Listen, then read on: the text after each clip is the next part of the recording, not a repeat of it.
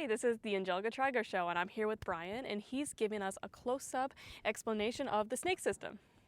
All right. Hey, Angelica. So this is the Diodaria modular snake system, and I have two of these on my drum set. And basically what it does, as you can see, is it takes these 8 cables and converts them into one removable cable. So all these pins, they get plugged, the other end of this gets plugged into the rack system that I was talking about earlier. So we can plug that right back into there. But the cool thing about this is I put a drum mount on it. As you can see, it looks the same as that. That way, with this piece of gear, I can just take it right off if I want to. So it makes setup and teardown super efficient, and I can lock it into place.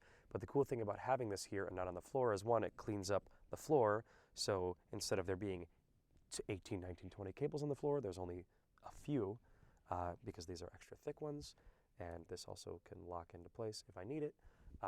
But also, the cables from the respective drums only need to be so long. They only need to be as long as they need to be to reach the box itself.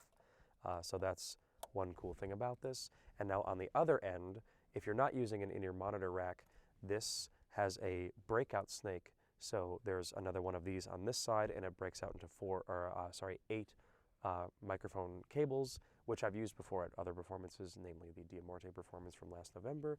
But if you're going into an in-ear monitor rack, this can be plugged right into the rack itself, which makes setup super easy, super efficient. I'm all about it.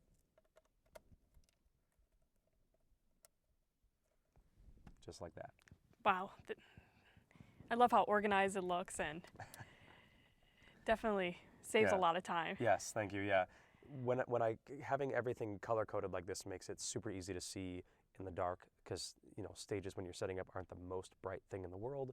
So having green, yellow, orange on the other side of the kit, I have it for the bass drums, the snare, the vocal mic, the overheads, the 2 floor toms, other 8 channels, and the cables themselves, the custom-made cables, are color coded as well. So you've got black for the bass drums, red for the snare, blue for the vocals, yellow for overheads and hi-hats, white for the floor toms, orange for the rack toms, green for the single-headed concert toms, yellow, as I said, for the hi-hats. And yeah, makes things super efficient. So it's combining art and science. Yeah. And there's the other side of the system. All right, so over here, this is what I'm actually going to be plugging the snake into. So here, if I take this off, this is how I plug in 8 channels of my drum set. It's the DB25 cable right into the rack there. So this is right side of the kit, what I call the essentials. Left side of the kit, the not as essentials. And for, let's say for Diamorte, we're using a laptop and a backing track. This cable is a Y cable, so it's a stereo headphone cable on one end and 2 left-right male 1/4 inch, so we can split the click track and the orchestral track. Now this is just a USB cable that I use for recording and things like that. So when it comes to actually setting this up live, the only things that actually get plugged into this are these two, and then the 2 guitar players. That's it. So there's 1, 2, 3, 4, guitar 1, guitar 2, 6 connections, and the whole band in total is using 24 channels. Wow. Yeah. And on the back, so this top part where there are 4 wireless mic receivers, there's just an Ethernet cable that connects to the back. So I know it looks super complicated, but basically when this gets plugged in, the 8 channels split out into these, which are inside here. This is a little brush here. So this is 1, 2, 3, 4, 5, 6, 7, 8. 1, 2, 3, 4, like I was saying, the color coding earlier. Black for kick drums, red for snare drum, white for the floor toms, yellow for the overheads, blue for the vocals, etc., etc. These 4 down here are also the color coding for the wireless microphones. So that way there's very minimal plugging in. Wow. And that's the idea behind the efficiency of this, is you don't have to plug in that much. It's just plug and play. Yeah. 6, 7 cables at the most, some power cables, whatever. Keeps it super easy, super efficient. Minimal plugging in, so you can spend more time sound checking. And like I was saying earlier, where you can just do all the mixing of your individual monitor with an app on your phone. That way, setup for sound itself is super quick, so the sound engineers for front of house can spend more time dialing in the mix of the band just right.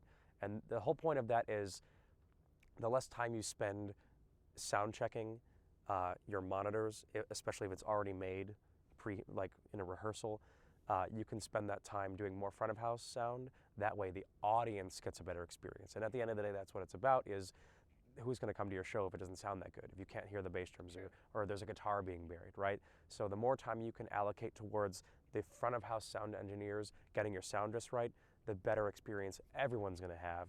You get more fans, maybe sell a couple more t-shirts, right, if you sound better. So on the back of it. Oh yeah, the back. Yes, so the back, assuming I don't run over any of my own cables. Okay, so this is the back of the rack. And so this is what I'm actually going to be handing the sound techs. So these are color-coded, partitioned off, labeled and everything, snakes. So you've got, you can see on there drum vocals, toms, overheads, et cetera, et cetera. So this is what I actually walk up to the sound techs and hand to them. This way they can spend their time plugging these into their stage box while this all stays the way it is. So I've got fans on the back to keep the mixer cool and everything. It's got a temperature gauge in there. This is where what I was talking about, the splitter. This is the A end of the splitter, and this would be the B end, which actually goes to the front of house. And then all of these are the monitor buses that go out to the wireless in-ear transmitters on the front of the unit. So it looks probably a little more complicated than it is, and then down here is where the actual snake comes out. This is where you power the whole thing. So if I wanted to unplug it, I just unplug it and plug it up, and then it makes it a little easier to transport. With this, you just wrap the snake around it, put the cover on, makes it super easy for everybody. So yeah, that's the back of the rack. And if anybody wants to bring in their own wireless in-ear setup for whatever reason, they could put it up here on this shelf and plug it into one of these sticking out the back here. Also with digital wireless mixers, and this is for anybody who has a setup like this. Sometimes the built-in Wi-Fi, and that's how that works, is you dial your phone into the actual Wi-Fi of the mixer. Here on the shelf, it's zip tied on there, is it's its own router. So you're going to want a stronger Wi-Fi signal because on a stage it's bigger. There's a lot of walls, curtains, metal things, obstacles, right? So you want a stronger Wi-Fi signal than just this little antenna. So yeah, that's the back of the unit. I have a whole bunch of extra cables up here at the moment. They're not being used just because I have one component left to complete this whole setup. It's an antenna combiner for the front. Yeah, by Diamorte's next show, I'm pretty confident this whole unit will be ready to go. We're gonna hit the ground running. I'll have to teach the other band members how to use it, but that should be pretty easy. And yeah, that's what I've been doing this past winter. Wow, it looks so cool. Thank you. And it's probably super easy to get around too. I saw the wheels on the bottom. Yes, it actually rolls really well. So this is a Gator 16-unit shock mount composite rack. It's pretty lightweight. I think I'd be able to get it out of my studio and into my car myself, hopefully. So yeah, it's pretty lightweight, roadworthy, I think. So we'll see. We'll see. This spring and summer and fall, I would imagine Diamorte is going to be doing a whole bunch of shows. So we'll get to really test it and test ourselves also. So we'll see. Yeah, and if anyone wanted to come to a Diamorte show, where can they find tickets or the show dates? Diamorte is on every social media, TikTok, Instagram, Facebook, and we have a Spotify.